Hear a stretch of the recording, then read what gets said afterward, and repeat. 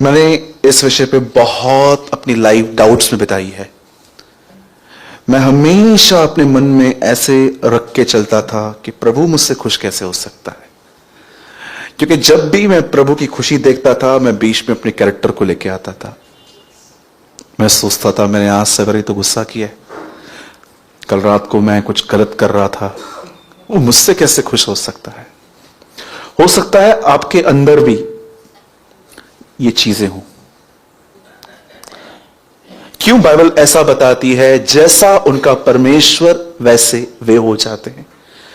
अगर आप मुझे ऐसे दिखोगे ना, ग्लूमी, निराश, हताश, परेशान, थके हुए, तो मैं ऐसे जान जाऊंगा कि एक्चुअली आपके अंदर परमेश्वर की इमेज क्या है। जैसा बाप वैसा बेटा, जैसे मां वैसी बेटी। कि लोग समझ पा रहे हैं? बोलो अपने पास वाले को, बोलो प्रभु आपसे दुखी नहीं है। हाँ हाँ, बिलीव करते हैं? किसने आपको कहा कि प्रभु आपसे गुस्सा है, क्रोधित है?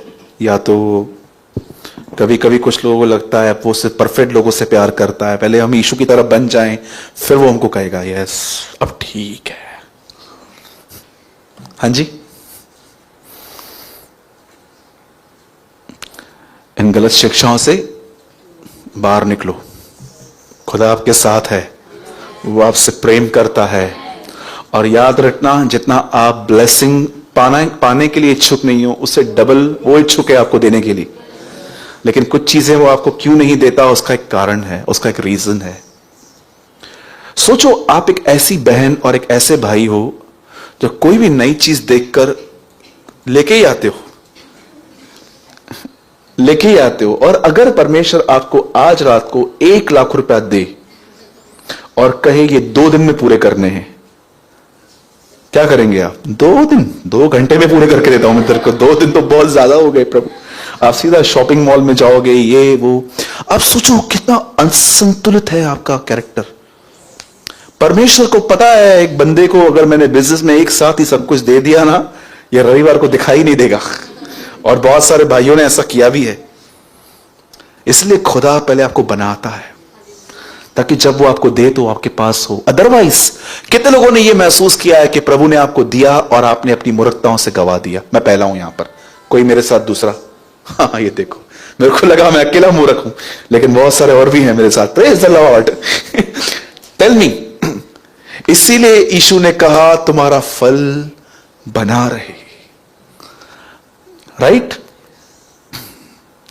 इससे पहले कि मैं आज के वचन में आऊं, आज का वर्ड थोड़ा टफ है, कुछ लोग नाराज होकर जाएंगे मुझसे, पर मुझे इसकी कोई फिक्र नहीं है। लिसन, कोई रियल हंसा आज कोई अंदर से।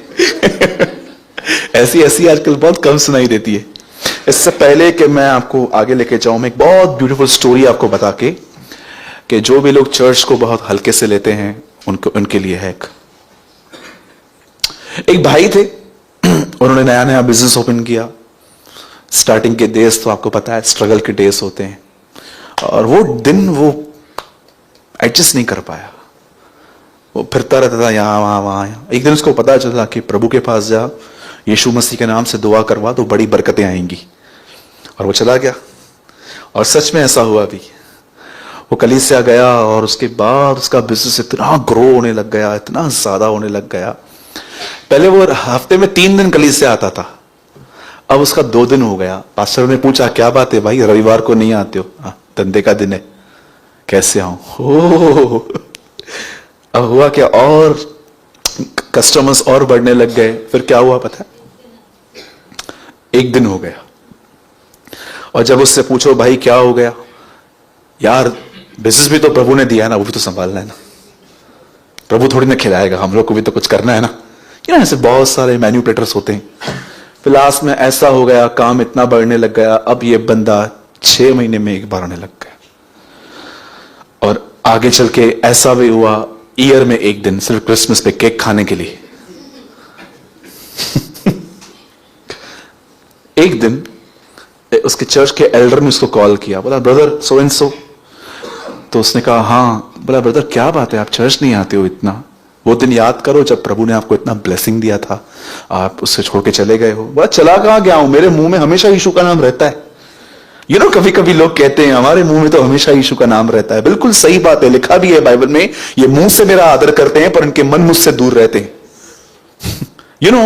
उसके बाद क्या हुआ, एक दिन इस बड़े व्यापारी के घर से कॉल आया। उसकी वाइफ ने कहा बच्चे को सांप ने काट लिया है, और सीधा घर पे भागा, डॉक्टर के पास लेके गया। डॉक्टर ने बोला पूरा पॉइजन फैल गया है, नेल्स में चला गया है, यहां चला गया है, वहां चला गया है, बच्चा नहीं बचेगा। तब उसे एक व्यक्ति की याद आई, जीसस, यार उधर हो सकता है, और सीधा वहां पर भागा। वही बुद्धिमान एल्डर जो उसको कॉल करता था, वही इसको जगह पे मिल गया, और उससे बोला मेरे बच्चे के लिए दुआ करो, प्लीज प्लीज कुछ करो, मेरा बच्चा मर जाएगा। उसे बोला वेट, मैं करता हूं। और उस बुद्धिमान एल्डर ने इस तरह दुआ की जो बहुत कम लोग करते हैं। कभी कभी आप जब दुआ करते हो ना, वो दुआ लिखा करो, किसी के काम आ सकती है। A.W. टोजर की मैंने एक प्रेयर पढ़ी थी, ऑसम प्रेयर। वो कहता है प्रभु, इससे पहले कि आपको पता चले कि मैं आने वाले दिन बहुत गंदगी में जीऊंगा, इससे पहले प्रभु अच्छा होगा कि आप मुझे अलर्ट करें कि कैसी सीजन आने वाली है, ताकि मैं प्रिपेयर हो जाऊं। ही प्रे लाइक दिस। और इस बुद्धिमान एल्डर ने इस बच्चे को हाथ में उठाया और प्रभु से कहा, प्रभु मैं आपको शुक्र करता हूं कि जो काम हम 2 साल से नहीं कर पाए, वो काम इस सांप ने कर दिया। और प्रभु हम दुआ करते हैं और कोई सांप मत भेजना, क्योंकि अब इस आदमी की अकल ठिकाने पे आ गई है। नो मोर स्नेक्स, अब और सांप नहीं चाहिए। और वो आदमी समझ गया। कभी परमेश्वर से इतना दूर न जाएं कि उसे आपको बुलाने के लिए अपने तरीके यूज करने पड़े। The Bible says, not Bible says but एक कहावत है, turn to God before you return to God. कभी आपने कहावत सुनी है? Turn to God before you return to God. फिर जाओ, कहीं ऐसा ना हो कि तुम्हें फिरना पड़े। फिरना पड़े में मजा नहीं है, इससे अच्छा है पहले ही फिर जाएं हम। आज कितने लोग हैं, मैं आपको सच कहता हूं, उनके लिए चर्च बहुत हल्की सी चीज है। गए तो गए, नहीं गए तो नहीं गए, इट्स ओके, चलता है। मैं आपको बताना चाहता हूं, लिसन, बहुत सारी चीजें जो आप इंजॉय करते हैं जो गलत हैं, उनके फ्रूट्स आपको ऑन द स्पॉट नहीं दिखेंगे, बट एक दिन जरूर दिखेंगे। एक दिन आप रात को उठो, 2-3 बजे कोई आप ऐसी मूवी देखो जो हॉरर मूवी है, या तो एक प्रोग्राम आता है फियर फाइल्स, आप वो देख लो। आप उस दिन उस टाइम पे बोलोगे मस्त मजा आ गया ब्रदर। अब मुझे बताओ, अगले दिन जब वो अंधेरे रास्तों से गुजरोगे, आप गुजर पाओगे? आपकी माइंड में ये चीजें घूमेंगी अब कि मेरा भी कोई पीछा कर रहा है। जो आपने बोया अब आप वो काटोगे। इसलिए मैं आपसे विनती करता हूं, हमेशा आप जिस भी कलीसिया में जाते हैं, यहां पर आप रेगुलर हैं, प्रेज द लॉर्ड, लेकिन अगर आप कहीं और भी जाते हैं, प्लीज जाते रहिए, कंटिन्यू संगति में बने रहिए। ये बहुत जरूरी है आपके लिए, क्योंकि मैं आपको बताना चाहता हूं, इन दिनों में ऐसा समय आएगा, नोटिस, आप नोट कर लेना, अब एक ऐसा समय आएगा, आप बिलीवर्स से मिलोगे, वो वचन के सिवा सब बातें करेंगे, उनके मुंह से वचन नहीं निकलेगा। यू ट्रस्ट मी और नॉट। ऐसा समय आएगा बहुत जल्द, आप विश्वासियों से मिलोगे, उनके पास प्रभु का वचन छोड़ के हर प्रकार की बकवास बातें होंगी करने के लिए। सो बी अलर्ट। मैं तो बहुत कुछ देख चुका हूं ये बातें, कि बहुत जगहों पे लोग यीशु के नाम से मिलते हैं, बट यीशु का कोई जिक्र नहीं होता है। बी अलर्ट, आप उसमें ना बने, ठीक है? हम वर्ड स्टार्ट कर रहे हैं, और सुनिए, वचन को शुरू करने से पहले मैं आपको ये कहना चाहता हूं, प्लीज इसे पॉजिटिवली लीजिए। बोलो पॉजिटिवली।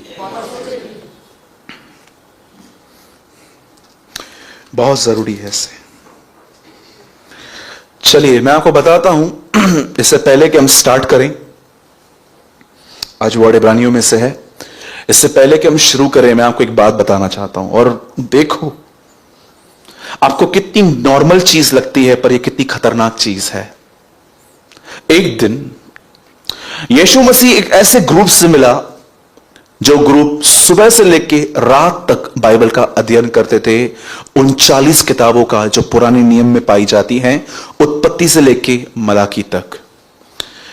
आप जानते हैं वो ऐसे लोग थे जो बाइबल की कॉमा, फुल स्टॉप और क्वेश्चन मार्क्स को जानते थे। इनका नाम था फरीसी। लेकिन एक चीज बहुत खतरनाक थी इन लोगों के अंदर। जिस बाइबल का ये अध्ययन कर रहे थे, जिस बाइबल का ये अध्ययन कर रहे थे, उस बाइबल को वो गलत तरीके से पढ़ रहे थे। और यह भी हो सकता है कि आप में से भी कुछ लोग यहां जो बैठे हैं वो बाइबल को पढ़ते हैं बट इन अ रॉन्ग वे। आपको पता है वो बाइबल को किस लिए पढ़ते थे? मैं आपको बताता हूं। समझो अमित भाई यहां बैठे हुए हैं। मुझे अमित के घर से एक कंप्लेन आई है कि बहुत वो गुस्सा करता है, चिल्लाता है। एक ऐसी एग्जांपल दे रहा हूं और मैं पहला यूहन्ना पढ़ रहा हूं। ये देखिए, उसमें एक वचन लिखा है, तुम में से बहुत सारे ऐसे हैं जो केन के रास्ते पे चलते हैं। केन कौन था? जिसने हाबिल का मर्डर किया। अब जब मुझे केन की बात सुनाई दी तो मुझे अमित का चेहरा सामने आ रहा है। हां, अमित भी तो ऐसा करता है। आपको बाइबल पढ़ते समय दूसरों की शक्लें क्यों दिखती हैं? आपको पता है वो बाइबल के हर वचन को दूसरों की गलतियों को समझाने के लिए कोट करते थे, जबकि ये बाइबल उनके लिए थी। ये उनका रीजन था। मैंने रिसेंटली, मैं सच कहता हूं, मैं इन गड़बड़ियों से बाहर आया हूं। मैं आपको इसलिए समझा पा रहा हूं। मैं भी कई बार जब कुछ लोगों की गड़बड़ियां जानता था और जब भी मैं बाइबल पढ़ता था, ओ हाँ ये भी तो ऐसा है, ओ ये भी तो ऐसा है। ये एक ऐसा ग्रुप था जिनके पास एक हॉरोस्कोप थी, एक कैमरा थी, जिससे सारा दिन दूसरों की गलतियों को निहारते रहते थे। ईगल की आंखें थी इनके पास। आप भी तो ऐसे नहीं है, कहीं आप बाइबल पढ़ते हैं लेकिन आपको बाइबल पढ़ते पढ़ते दूसरों के चित्र दिखाई देते हैं। That is a wrong way to read Bible. इसे अपने लिए पढ़ो, औरों के लिए नहीं। ना इसलिए पढ़ो कि बहुत बड़े बड़े प्रचार करने हैं। ठीक है, हम प्रचार करने के लिए बाइबल पढ़ सकते हैं, वो भी एक लिमिट है। लेकिन आप सिर्फ अपने लिए पढ़ते ही नहीं हो, सिर्फ प्रीचिंग के लिए पढ़ते हो, यू आर इन डेंजर्स। आप जानते हैं यीशु एक ग्रुप से मिला और यीशु ने इनके विषय में कुछ बातें कही। इन बातों को सुनो, फिर आपको वचन बहुत अच्छे से समझ में आएगा। यीशु ने इनके विषय में कहा, ये कटोरे और थालियों को बाहर से मांजते हैं पर भीतर से नहीं। एक ग्लास अंदर से काम आता है लेकिन ये बाहर से मांजते थे। उसके बाद यीशु उनके विषय में कहता है, ये विधवाओं के घरों को खा जाते हैं। मतलब गरीबों के लिए इनके पास कोई तरस ही नहीं है। मैं यीशु के नाम से कहता हूं, अगर आपने किसी को पैसे दिए हैं और आप देख रहे हो वो बेचारा बर्बाद हो गया है, मत मांगो ऐसों से पैसे, माफ कर दो। दया न्याय पर जयवंत है। क्षमा करो, तुम्हें भी क्षमा मिलेगी।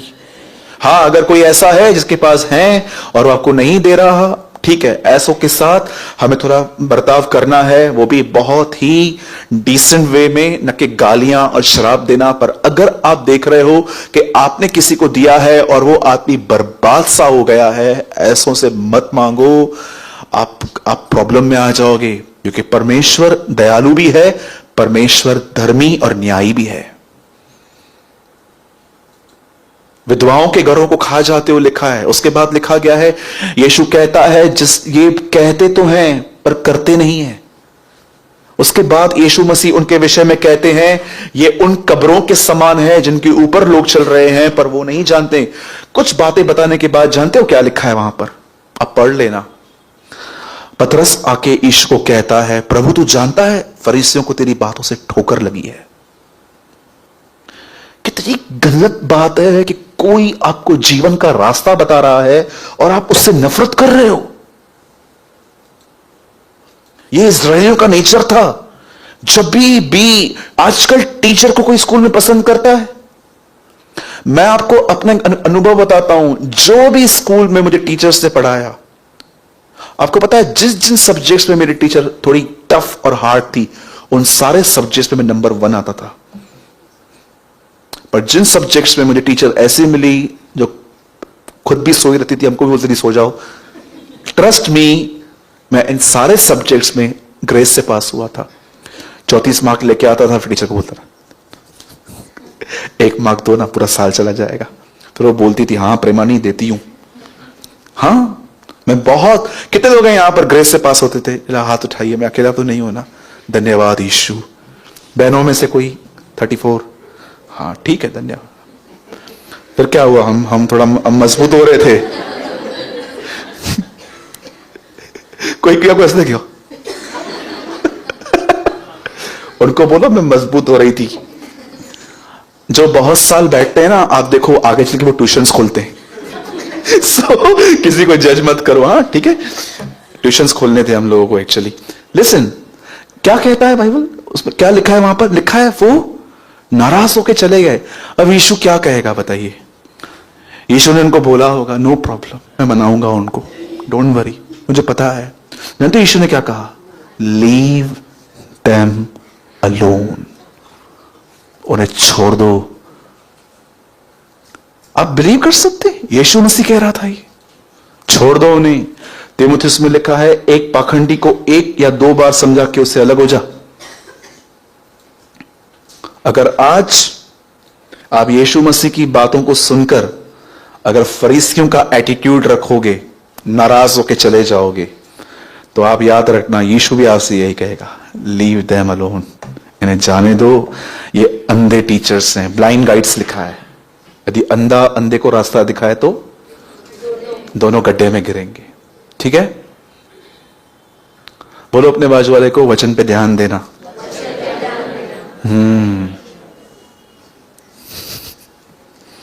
आइए हम इब्रानियों खोलेंगे 12 अध्याय। पंकज भाई 4 लाइट्स बंद कर दीजिए।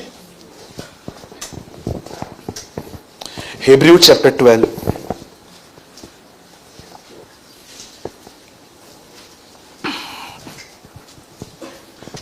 वर्स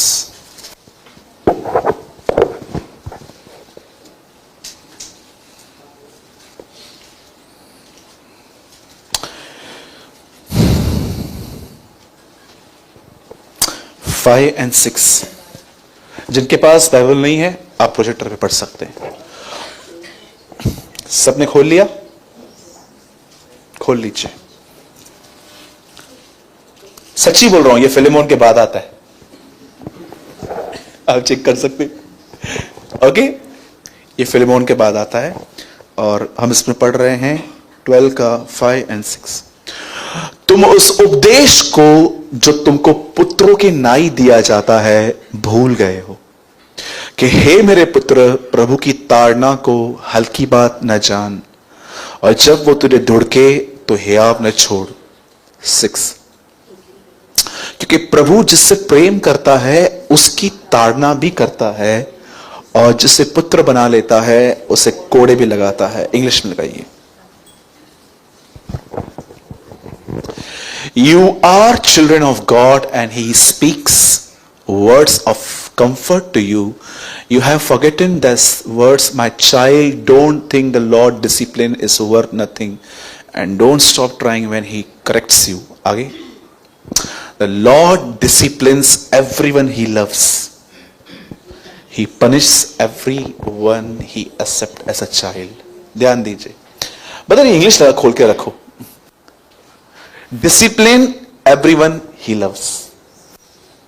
ध्यान दीजिए, आपका बच्चा दाल और चावल हाथ से खाता है तो कोई इश्यू नहीं है, चम्मच से खाएगा तो भी इश्यू नहीं है, पर वो अगर ऐसे से खाएगा, कुछ बोलोगे नहीं? आपका लड़का रात को आपके सामने आके सिगरेट पिए और धुआं आपके मुंह में छोड़े, कुछ नहीं बोलोगे?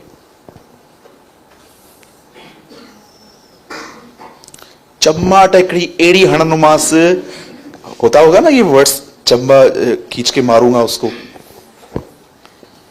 आप जब अपने बच्चों को कुछ देखते हो गलत करते हुए तो आप उन्हें डिसिप्लिन सिखाते हो क्योंकि उन्हें समाज में आके चलना है। लेकिन जब परमेश्वर आपको डिसिप्लिन सिखाता है तो क्या आप उसके वैसा ही लेते हैं जैसा आपको लेना चाहिए? मैं आपको बताना चाहता हूं, परमेश्वर को आपके पाप से ज्यादा आपके रॉन्ग एटीट्यूड से प्रॉब्लम होता है। अब मैं आपको एक एटीट्यूड दिखाता हूं पहले, और उसके बाद मैं बाइबल में से आपको एक व्यक्ति से मिलाता हूं। ध्यान दीजिए, बाइबल ऐसा बताती है, परमेश्वर का दास मूसा इज़राइल के लोगों को मिस्र से कनान लेके जा रहा था, और बाइबल ऐसा बताती है यह रास्ता सिर्फ 11 दिन का था, लेकिन कलाम कहता है कि ये 11 दिन 40 साल में पूरे हुए थे। 40 साल लग गए उन्हें पहुंचते पहुंचते, और इन 40 सालों में कई हजार लाखों लोग मर गए। आप जानते हैं, कई लोग कहेंगे कि ब्रदर उनका मरना एक वजह से था क्योंकि वो अविश्वास करते थे, पर ये अविश्वास तो एक फल था। रूट क्या थी? यीशु मसीह ने अपने अपने अपने प्रचारों में अधिकतर लोगों को यह दिखाया कि जड़ क्या है, फल नहीं। लोग क्यों व्यभिचार करते हैं? क्योंकि यीशु ने कहा वो पहले मन में करते हैं, उसके बाद वो बाहर करते हैं। व्यभिचार कभी पलंग से नहीं शुरू होता, वो हमेशा मन से शुरू होता है और पलंग पे खत्म होता है। याद रखना इस बात को। एडल्ट्री माइंड से स्टार्ट होती है, बेड पे खत्म होती है।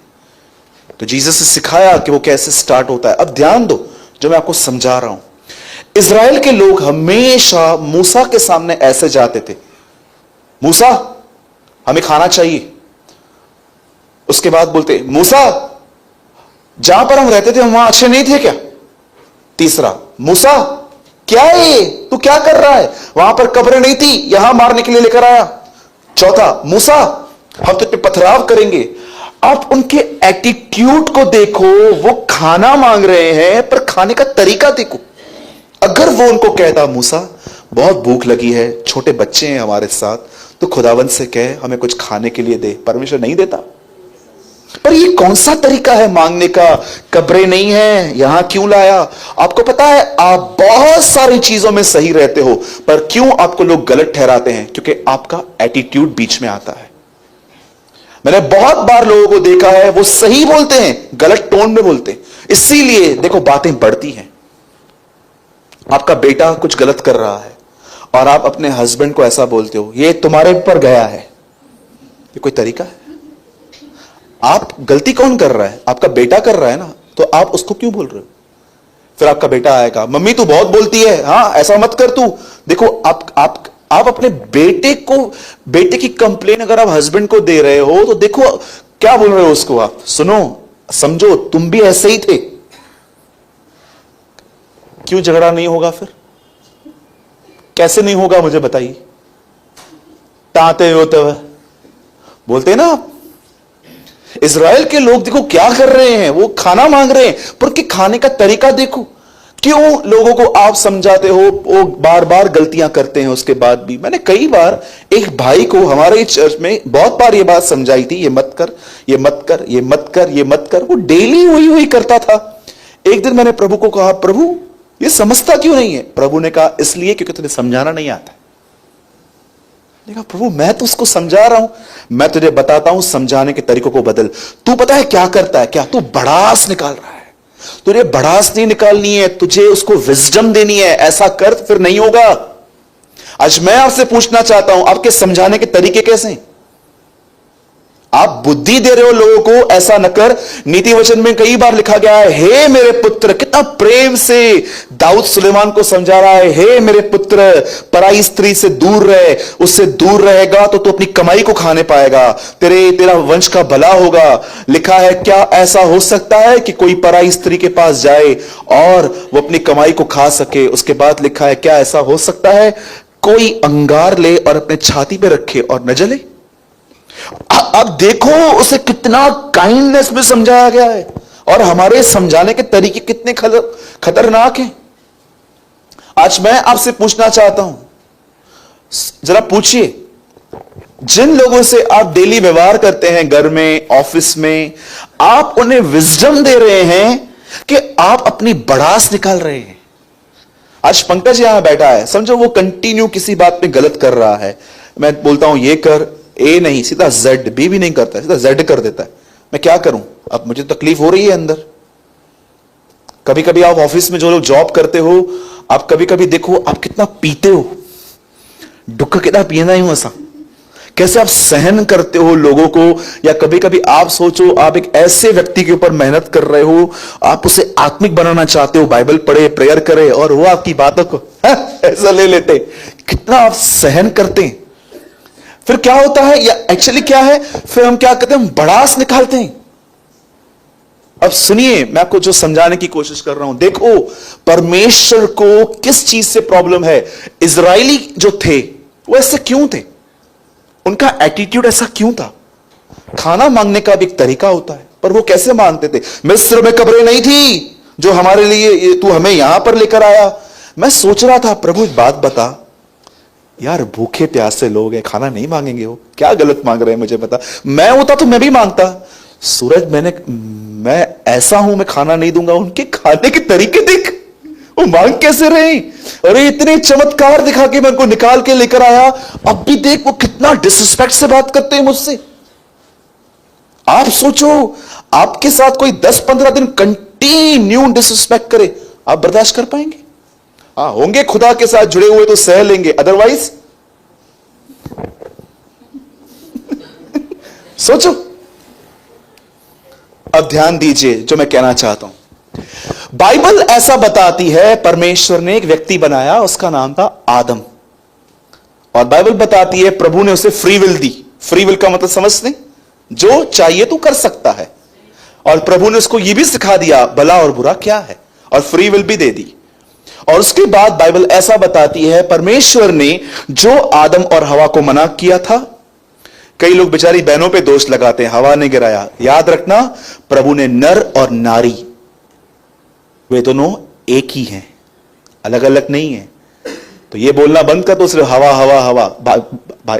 आदम ने भी खाया है उसका, क्योंकि वो दोनों एक हैं लिखा है। तो उसने खाया तो उसने भी खाया ना।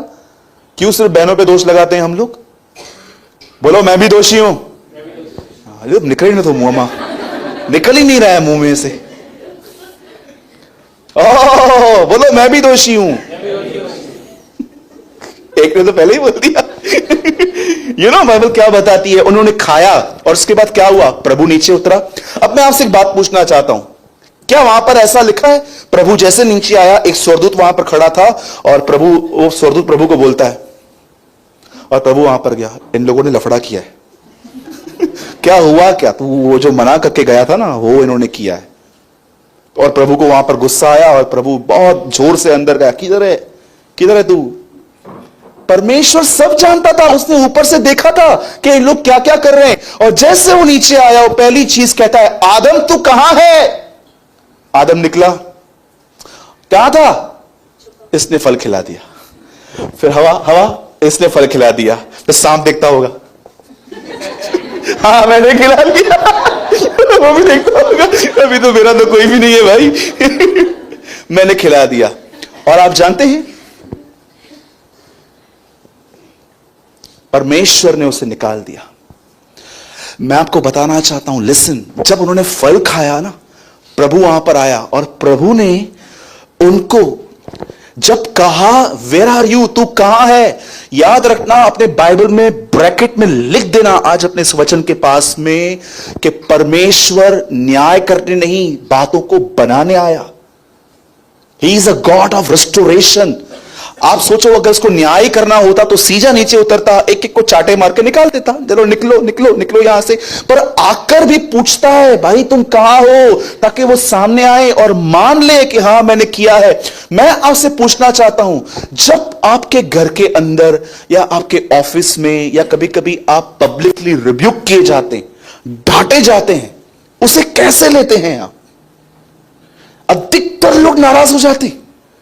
मैं आपको सच बताऊं, कभी कभी आपके लाइफ में ऐसे भी लोग होंगे कि वो गलत करेंगे, पर उनको समझाना आपके लिए चैलेंज बन जाएगा, क्योंकि आपको पता है इनको समझाया ना, ये आपसे ही नफरत करेंगे।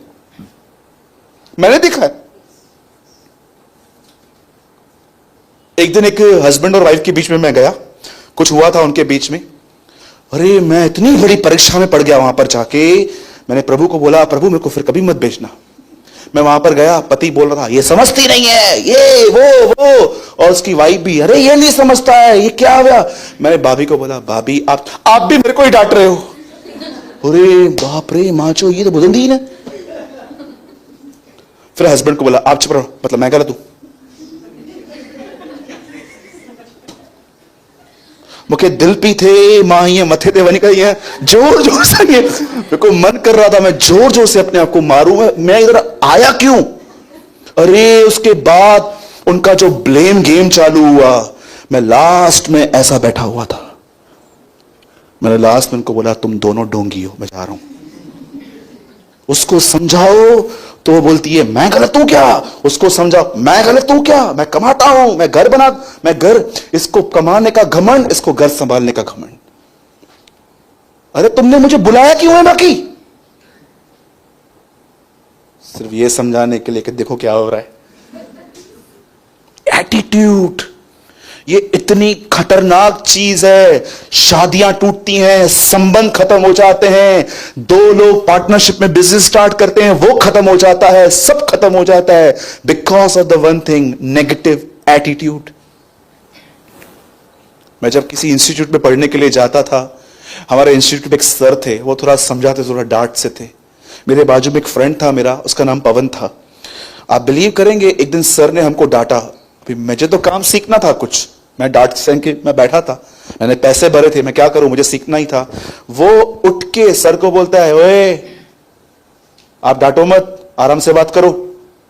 मैं सब क्लास उसको देख रहे थे, बड़े बाप का बेटा था। वो सब चले गए और हम सब मिडिल क्लास थे वहां पर, हमें कुछ काम सीख के आगे बढ़ना था। आपको पता है आज वो लड़का, बिलीव कीजिए, मुझे नहीं पता है कहां है, लेकिन मैंने कहां पर यह सुना है कि वो कहीं बाहर चला गया, धक्के खा रहा है बेचारा आज। धक्के जानते हो कौन खाते हैं? दुनिया कहती है वो इसकी कोई किस्मत नहीं है, पर मैं कहता हूं वो जिनमें एटीट्यूड है। किस्मत नाम की तो कोई चीज है नहीं। परमेश्वर इतना अन्यायी नहीं है कि 3 लकीरों में आपकी जिंदगी लिखेगा। याद रखना, यीशु मसीह आपका भविष्य है, वही हमारा फ्यूचर है और कोई आपका फ्यूचर नहीं है। अब देखो आदम वहां से निकाल दिया गया। अब देखो आदम की लीक पर एक और व्यक्ति चलता था, इससे भी मिल लो। बाइबल ऐसा बताती है एक व्यक्ति था, उसका नाम था शाऊल। ठीक है, पढ़ा है आपने शाऊल के बारे में? आपको पता है शाऊल की शुरुआत कितनी औसम हुई थी? जब उसे राजा बनाने के लिए चूज किया गया, आपको पता है वो मिल नहीं रहा था, वो मिल ही नहीं रहा था, वो कहां पर छुप गया था। अब आप सोचो, कोई आदमी छुप रहा है, इसका मतलब क्या है? वो पब्लिकली बढ़ना ही नहीं चाहता है आगे। कितनी औसम कैरेक्टर है कि आप पब्लिकली फेमस ही नहीं होना चाहते हो। आज फेमस होने के लिए पता नहीं क्या क्या किया जाता है। मैं हमेशा कहता हूं, use your mic for God but don't use your God for mic. इस माइक को प्रभु के लिए यूज करो, पर अपने परमेश्वर को यूज मत करो इसके लिए। आज लोग फेमस होने के लिए क्या कुछ नहीं करते, लस्ट भरी हुई है। लेकिन शाऊल ऐसा नहीं था, वो ऐसा नहीं था। वो छुप गया, उसको पकड़ के लाया गया, उसको राजा बनाया गया। अब देखो इसकी शुरुआत कैसी थी। इसने लड़ाइयां लड़ी, जीता, और एक दिन प्रभु ने इससे कहा लड़ाई पे जाने से पहले बलिदान कर। और इसने क्या किया? याजक का काम था बलिदान करना, पर इसने खुद बलिदान कर दिया। और जैसे वहां पर सैमुएल आया, जानते हो सैमुएल को वो क्या कहता है? सैमुएल उसे पूछता है ये क्या किया तूने? वो कहता है मैं नहीं कर रहा था, पर प्रजा के लोगों ने मुझसे करवाया क्योंकि तेरे आने में देर हो गई। प्रभु ने जब ये सुना कि ये आदमी ऐसे एक्सक्यूजेस देता है, प्रभु उसको बोलता है अपनी कुप्पी ले, मैं इससे फेडअप हो चुका हूं अभी। और सेम वही नबी ऑयल लेता है, दाऊद के पास पहुंचता है, दाऊद का अभिषेक कर देता है, और दाऊद आगे चल के राजा बनता है। अब दाऊद के बारे में सुनो। एक दिन वो छत पे गया, उसने एक वुमेन को देखा बाथ में, वो नहा रही थी। दाऊद ने उसको बुलाया, वो जानता था वो शादीशुदा है, उसके बाद भी उसने व्यभिचार किया, और ये व्यभिचार खुल न जाए इसके लिए उसने उसके पति की हत्या भी करवा दी। व्यभिचार को छुपाने के लिए मर्डर किया गया। अब सुनिए, एक नबी फिर उसके पास आके कहता है ये बातें हुई हैं। और जब दाऊद एक्सपोज होता है कि ये वो है, जानते हो दाऊद ने क्या किया? दाऊद ने अपने कपड़े फाड़े और कहा मैं यहोवा के सामने अपराधी हूं। सुनिए, मैं आपसे एक सवाल पूछता हूं, शाऊल का पाप सीरियस था कि दाऊद का पाप सीरियस था? दाऊद का। पर शाऊल बलिदान करके निकाल दिया गया, पर दाऊद व्यभिचार करके भी राजा बना हुआ था। क्या था शाऊल, क्या था दाऊद में जो शाऊल में नहीं था? एटीट्यूड। उसमें एटीट्यूड था। उसने ये नहीं कहा कि यार एक्चुअली क्या हुआ था ना, मैं ऊपर गया, मैंने कुछ देखा और मैं अटक गया। ही नेवर से एनीथिंग, ही से यस, ये मैं हूं। परमेश्वर ने उसके गुनाह के बाद भी उसे राजा बनाए रखा। आप जानते हो उसके बाद उससे जो पश्चाताप किया है, लिखा है जब वो मर रहा था, वो राजा थे उन दिनों में, उनके सुखविलास के लिए बहुत कुछ होता था।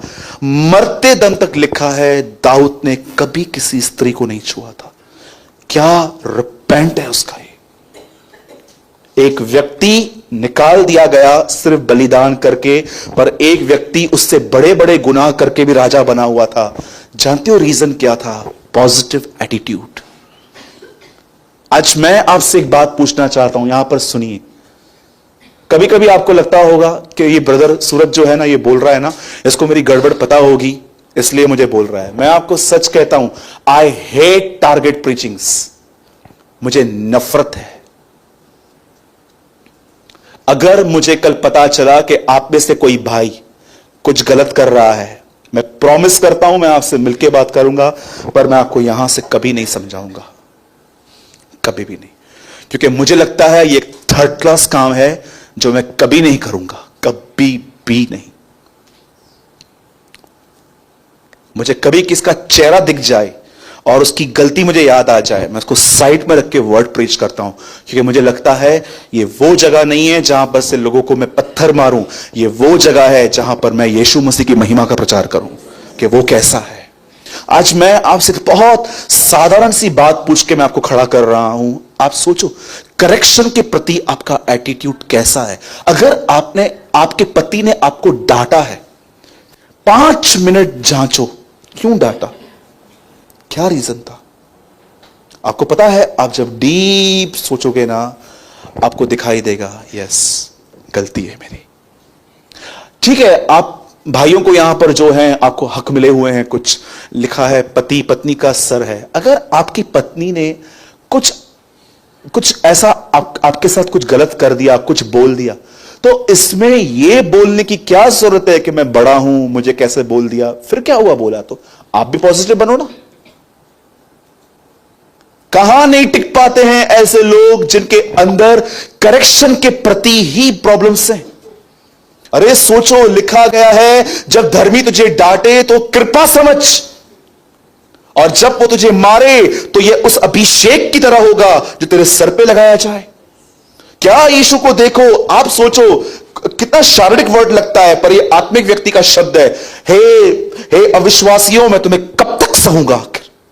ये किसने कहा है? यीशु गुस्से में नहीं आया था कोई, वो शारीरिक नहीं था हमारी तरह कुछ भी बोल के चला जाएगा। जब वो उसको कहता है हे अविश्वासी कठोर लोगों, मैं तुम्हें कब तक सहूंगा। आप सोचो, अविश्वासी और कठोर, हां प्रभु मैं दोनों हूं।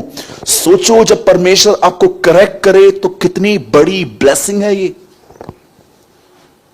हमको लगता है जो ब्लेसिंग है वो है चंगाई, बरकत, ये वो। मैं आपसे पूछना चाहता हूं, कितने लोगों ने रियल ब्लेसिंग के बारे में सुना है? मैं आज बताऊं, मेरे पास अब भी 5 मिनट है आपको बताने के लिए। सुनिए, मैं आपको रियल ब्लेसिंग बताता हूं जो एक्चुअली मसीह में आपकी है। सुनिए, कई लोग कहते हैं चंगाई, पैसा, छुटकारा, ये वो। सुनिए, मैं कभी भी इन चीजों को रिजेक्ट नहीं करता हूं क्योंकि ये भी बाइबल का एक हिस्सा है, पर मैं इन चीजों को वो जगह नहीं दूंगा जो जगह उन्होंने यीशु ने नहीं दी थी। कभी आपने एक बात सोची? एक दिन इस बॉक्स में से एक लेटर निकला। उस लेटर में लिखा था, भाई सूरज प्रेमानी जी, ऐसे इंग्लिश में लिखा था, वाई, तो क्यों चमत्कारों के बारे में अधिक नहीं बोलता? अब उन्होंने क्वेश्चन करके डाल दिया था। मैं आपको एक आंसर देता हूं। यीशु के पास एक स्त्री आई, इसकी बच्ची में दुष्ट आत्मा थी, और यीशु को कहती है, प्रभु मेरी बच्ची को ठीक कर। यीशु कहता है, बच्चों की रोटी कुत्तों को नहीं देते। उसके बाद वो क्या कहती है? कुत्ते भी उस चूर चार को खाते हैं जो स्वामी के मेज से गिरती है। यीशु उसको इनडायरेक्टली कह रहा है, मैं ये नहीं करूंगा आपके लिए, मैं इसके लिए नहीं आया हूं। पर वो कहती है, प्रभु फेंक ही दे नीचे, उठा लेंगे हम लोग। अब मुझे बताइए, मेज पे रखी रोटी का प्रचार करूं कि चूरन का प्रचार करूं?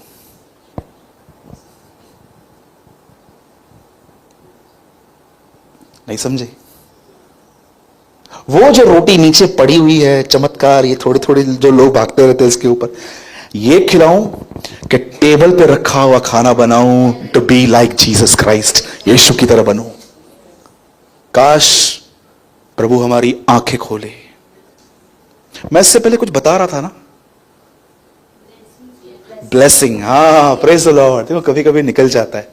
सुनिए, यह आखिरी बात है, उसके बाद आप सब खड़े हो सकते हैं। सुनिए, दुनिया कहती है चंगाई एक आशीष है, छुटकारा, बिजनेस का बढ़ना। सुनिए, मैं रिजेक्ट नहीं कर रहा हूं, यह भी चीजें परमेश्वर देता है और उसके लिए प्रभु को सारी महिमा मिले। पर मैं आपको बताना चाहता हूं, ध्यान दीजिएगा, जब पतरस यीशु से मिला तो उसने क्या कहा? हे प्रभु, मैं पापी हूं, चला जा। ठीक है। सेकंड, एक स्त्री यीशु से मिली, उसने अपने संगमरमर का इत्र का जो पॉट था वो क्या किया? तोड़ दिया। आपको पता है पॉट को तोड़ने का मतलब क्या है? इजराइल में वेश्याएं इत्र को ड्रेस पे लगा के कस्टमर्स को अट्रैक्ट करती थी। आप पढ़ सकते हो नीति वचन में, हे मेरी पुत्री, दालचीनी और सुगंध वस्तुओं को लिखा है पलंग पे फैला दे। ये चीजें उन दिनों में लोगों को अट्रैक्ट करने के लिए मंगाई जाती थी। अब उसने क्या किया? वो पूरा तोड़ दिया। मतलब ये काम मैं नहीं करूंगी आज के बाद।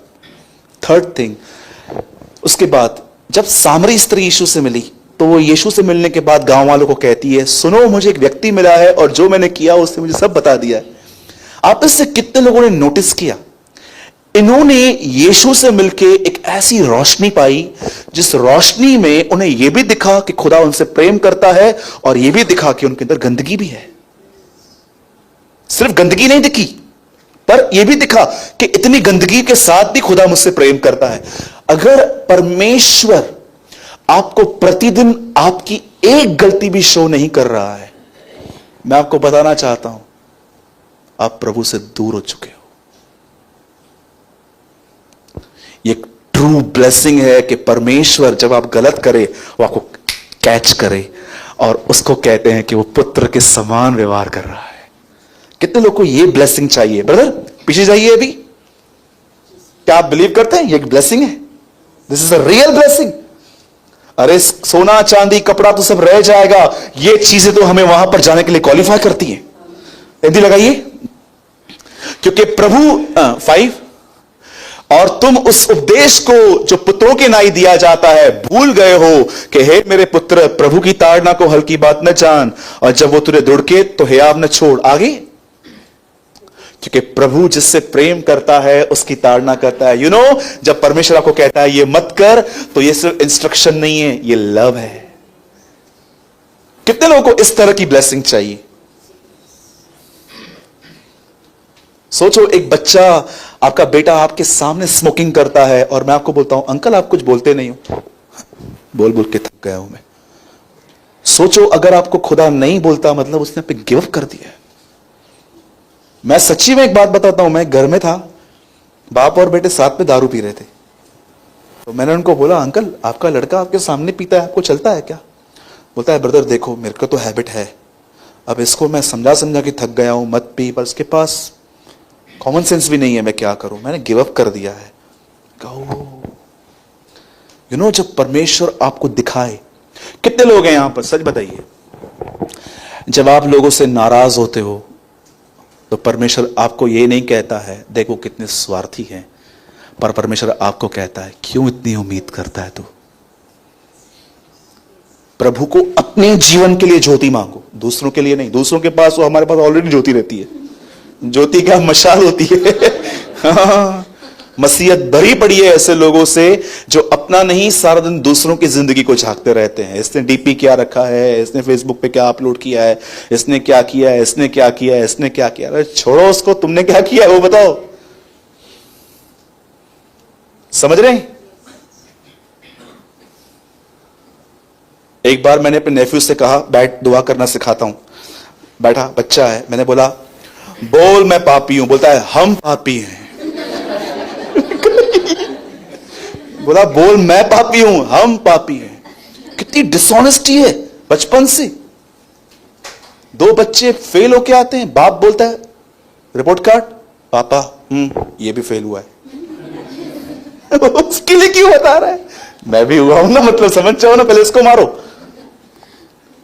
बचपन से 3-4 साल के बच्चों के अंदर पाखंडीपन देखा है मैंने। आप बिलीव करो, एक दिन मेरा नेफ्यू खेल रहा था बैठ के, उसको बुला बुला के थक गया, इधर आ इधर आ इधर आ इधर आ, नहीं मामा नहीं मामा नहीं मामा नहीं मामा। मैंने मन में क्या किया, बाजू वाले की बच्ची गुम थी, उसको उठाया, आके बोलता है इसको नीचे उतार, मेरे को उठा। इतनी जलन चाहिए साले हुए कली, 4 साल का, इतनी जलन तुझ में कहां से आई? आके बोलता है इसको नीचे उतार, मेरे को उठा। आदम की सच्ची संतान, ट्रू चिल्ड्रन ऑफ एडम, बिल्कुल इसकी लीक पे चलता है वो। बोलो यीशु मसीह की। हाँ, उनको अभी बोलो अपने बाजू वाले को, चरित्र बाद में बदलेगा, पहले एटीट्यूड बदलो। हाँ, तो अभी आपके एटीट्यूड की भी थोड़ी परख हो जाएगी। बोलूं अभी कुछ, और उसके बाद मैं आपकी शक्लें देखूंगा, मैं आपकी शक्लें देखूंगा। बोलूं पक्का? और अगर आपको बुरा लगे तो लगे, इसमें क्या है? बोल दो, कम बोलो।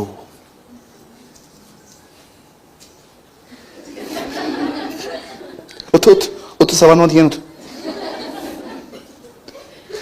कम बोलो, बहुत सारे लफड़ों से बचे हुए रहोगे।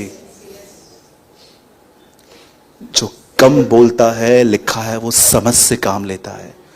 जहां बातें अधिक होती हैं वहां अपराध भी अधिक होता है। बुद्धिमान बोलने से पहले सोचता है, मूर्ख बोलने के बाद। कम बोलो।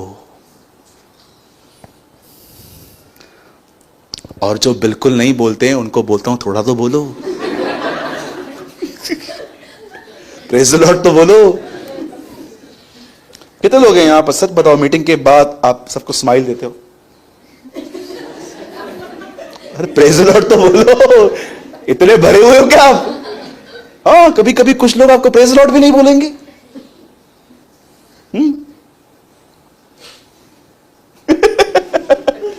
ओके, बोलो जोर से, आज से कम बोलूंगा। हाँ, पढ़ा है आपने, जो गाल बजाता है वो नाश हो जाता है। नीति वचन में लिखा गया है, कम बोलोगे। मैं आपको सच कहता हूं, आप में से बहुत सारी बहनें, आप में से बहुत सारे भाई, जिनको मैं ये बात कहना चाहता हूं, आप काम करके नहीं, आप अधिक बोलने की वजह से थक जाते हो। इडो गालाइंदो। एक आदमी से मैंने पूछा, और कैसा है, कहां से आया? ब्रदर मैं एक्चुअली घर से निकला तो रिक्शा मिल नहीं रही थी, फिर मैं बस पकड़ के आया।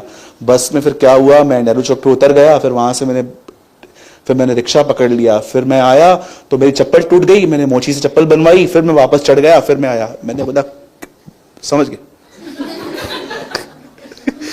फिर मैंने अपने आप को सिखाया कि तूने इससे क्यों पूछा, तूने पाप करवाया। एक्चुअली इसने पाप नहीं किया, तूने पाप करवाया इससे। मैंने कहा प्रभु इसके पाप की सजा मैं माफी मांगता हूं प्रभु। मैंने बोला ठीक है, मैं समझ गया, अभी सीधा बोलने का कितने बजे आया। ओके, बोलो यीशु मसीह की। करेक्शन को पॉजिटिवली लेना सीखो। अब बहुत आगे जाएंगे, और यीशु मसीह के नाम से मैं प्रभु का दास होने के नाते आपसे कहता हूं, बहुत जल्द खुदा आपके अंदर ये एटीट्यूड पैदा करेगा। आमीन। आइए यीशु के लिए जोरदार ताली देंगे।